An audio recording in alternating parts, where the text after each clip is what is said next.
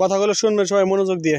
কথা বলবো ফেসবুকের গাইডলাইন নিয়ে, কথা বলবো ফেসবুকের গাইডলাইন নিয়ে, কথা বলবো জীবনযাপন কীভাবে করবেন এই বিষয় নিয়ে। আজকে দুই বিষয় নিয়ে কথা বলবো, দুইটা বিষয় নিয়ে কথা বলবো, শুনতে থাকেন। ফেসবুকের গাইডলাইন নিয়ে কথা বলবো, আর হচ্ছে জীবনযাপন কীভাবে করবো আমরা এই বিষয়ে কথা বলবো। দুইটা বিষয় নিয়ে কথা বলবো। এটা ভাই আমার কন্টেন্ট খালি কন্টেন্ট বানাইলে হবে না, কন্টেন্টের ভিতরে শিক্ষণীয় জিনিস রাখতে হবে। শিক্ষণীয় জিনিস থাকলে পরে আপনি কন্টেন্ট মানুষ দেখবে, কন্টেন্ট মানুষ শুনবে, ভিডিও মানুষ দেখবে। ভাই এই বিষয়ে কথা বলবো, আমি আসি ভিডিও ধরে থাকবো। ভিডিও কেউ টানবেন না, ভিডিও কেউ স্কিপ করবেন না। ভিডিও যদি ভালো লাগে ভিডিও দেখে মন্তব্য করবেন, বেশি ভালো লাগলে শেয়ার করবেন না। যদি ভালো না লাগে ভিডিও দেখার দরকার নাই, স্কিপ করে চলে যান। ভাই ফেসবুক যেরকম বলে যে আমাকে ফেসবুকের গাইডলাইন মেনে কাজ করতে হবে, ফেসবুক যা বলছে ওই বিষয়ে মেনে কাজ করতে হবে। যেমন ফেসবুকের একটা বর্তমান নতুন আপডেট যেটা হচ্ছে আপনার ডুয়েট ভিডিও, চায়না ভিডিও যদি করেন আপনার পেজ ফেসবুক রাখবে না, ফেসবুক নিয়ে নেবে।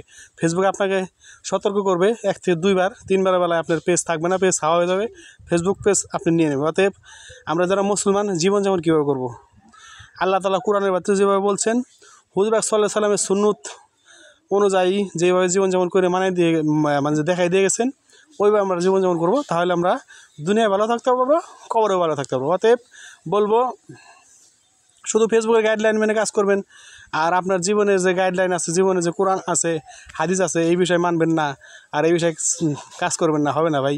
আপনি দুনিয়ায় ভাই ফেসবুকের গাইডলাইন মেনে ভাইরাল হয়ে গেলেন, ডলার অনেক কামাইলেন, ভালো থাকলেন, ভালো খাইলেন, কিন্তু মরার পরে যে কবরে যাইতে হবে, কবরে যে থাকতে হবে ভাই। এই যে বাঁশ দেখছেন তো, এই যে বাঁশ দিয়ে কিন্তু মানুষ ঘরের কাজ করে, বাঁশ দিয়ে ঘরের কাজ করে, বাঁশ দিয়ে ঘরের বাতা বানায়, বাঁশ দিয়ে ঘরের বেড়া দেয়, বাঁশ দিয়ে মনে করেন যে আরও অনেক কাজ করে। বাঁশ দিয়ে মানুষ টুকরি বানায়, বাঁশ দিয়ে মানুষ টাবা বানায়, বাঁশ দিয়ে মানুষ পলো বানায়, বাঁশ দিয়ে অনেক কিছু বানায়, বাঁশ দিয়ে অনেক কিছু হয়, বাঁশ দিয়ে কাগজও হয়, অনেক কিছু হয় ভাই। বাঁশ কিন্তু মরার পরে আমাদের কাজে লাগে, বাঁশ দিয়ে আমাদের মরার পরে কবরে ডাব দেয়, ডাফা ভাই। এই বাঁশ দ্বারা এসে ভিডিও করলাম, বাঁশ নিয়ে কথা বললাম যে বাঁশ ভাই কাজে লাগবে, সবারই জীবনে প্রয়োজন। যখন আমরা মারা যাবো মুসলমান, আমাদের বাচ্চারা কবর দিতে পারবো না ভাই, আমাদের উপর যে তালাই দিবে ওটাও বাঁশের, যেটা ডাব দিবে ওটাও বাঁশের। অতএব বাঁশ হচ্ছে আমাদের প্রয়োজনীয় জিনিস, বাঁশ আমাদের লাগবে, মরার পরে লাগবে, কাজে লাগবে। আর বাঁশ আমার সাথে যাবে, আর সাথে যাবে বড় জিনিস হচ্ছে ন্যাক আমল আর বদ আমল। আপনি দুনিয়ায় ন্যাক আমল করছেন কতটুক, বদ আমল করছেন কতখানি। অতএব বলবো দুনিয়ায় শুধু বদ আমল করেন না, ন্যাক আমলও রাখেন, যাতে আল্লাহ তাআলা কবরে আপনাকে যখন হাসরের মাঠে বিচার হবে তখন জানি ন্যাক কিছু খুঁজে পায়। শুধু যদি খারাপ কাম করে গেলেন, ন্যাক আমল করলেন না দুনিয়ায়, ভাই কবরে শান্তি থাকতে পারবেন না।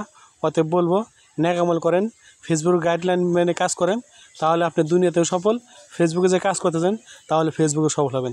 দু জায়গায় সফল হতে হলে ফেসবুকের গাইডলাইন মানবেন ফেসবুকে কাজ করার সময়, আর দুনিয়াতে চলার সময় দুনিয়ার গাইডলাইন মানবেন, তাহলে সফল হবেন। বাস আমাদের কবরের সাথী হবে।